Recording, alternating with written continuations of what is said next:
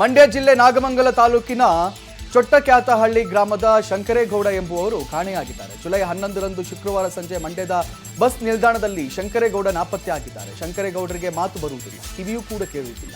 ಕಾಣೆಯಾದ ಸಂದರ್ಭದಲ್ಲಿ ನೀಲಿ ಬಣ್ಣದ ಲುಂಗಿ ಮತ್ತು ಬಿಳಿ ಬಣ್ಣದ ಶರ್ಟ್ ಧರಿಸಿದ್ರು. ಇವರ ಮಾಹಿತಿ ಕಂಡು ಬಂದಲ್ಲಿ 8867862229 ಅಥವಾ 9901356058 ನಂಬರ್ಗೆ ಕರೆ ಮಾಡಿ ತಿಳಿಸಬೇಕೆಂದು ಶಂಕರೇಗೌಡ ಕುಟುಂಬಸ್ಥರು ಮನವಿ ಮಾಡಿಕೊಂಡಿದ್ದಾರೆ.